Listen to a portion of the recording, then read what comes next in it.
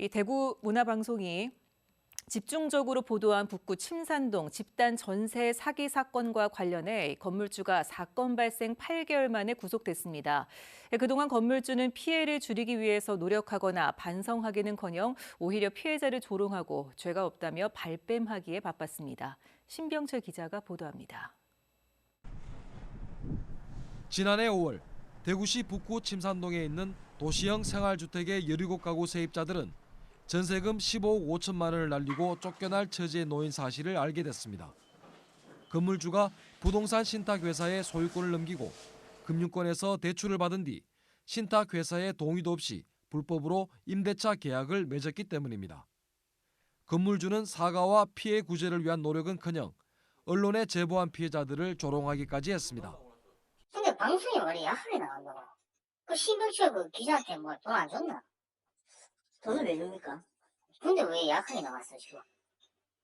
사기로 해하고 계속 얘기되지 뭐. 대구문화방송의 보도 이후 경찰은 곧바로 수사에 착수했고 검찰은 지난해 6월 사기 혐의로 법원에 구속영장을 청구했습니다. 구속영장은 법원에서 기각됐습니다. 건물 가치가 전세 보증금보다 높기 때문에 고의성 여부에 다툼의 여지가 있다는 게 이유였습니다. 이전까지 법원이 이른바 무자본 갭 투자로 집을 샀다가 집값 폭락으로 세입자들에게 전세금을 돌려주지 못한 경우 대부분 구속영장을 발부한 전례와 다른 결정이었습니다. 다른 법원의 어떤 그런 판단과 또 상반되고, 그다음에 좀 이 시민들에 대한 어떤 그런 법원에 대한 어떤 그런 기대도 좀 저버리는 어떤 그런 이 측면도 있고, 그다음에 좀 상식적인 측면에서 도저히 좀 이해할 수 없는 거고. 피해자들은 신탁 사기로 불법 계약한 것이 더 나쁘다면서 법원 부근에서 1인 시위를 하며 반발했습니다. 저희는 진짜 하루하루 고통 속에서 살아가고 있거든요. 하지만 저희한테 이렇게 사기를 친 임대인은 자유롭게 생활을 하고 있으니까 그게 정말 답답한 현실입니다.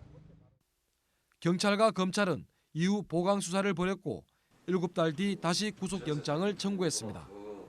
법원은 이번에는 범죄 소명이 되며 증거인멸과 도주의 우려가 있다고 판단하고 구속영장을 발부했습니다. 집주인과 함께 세입자들을 속이고 수수료를 받아 챙긴 혐의로 공인중개사 5명도 기소 의견으로 검찰에 송치됐습니다. 지금까지 전국적으로 전세 사기 피해자로 인정된 사람만 12,000명에 이릅니다. 피해를 최소화하고 똑같은 잘못을 되풀이하지 않기 위해 엄정한 사법 판단이 필요하다는 지적입니다. MBC 뉴스 신병철입니다.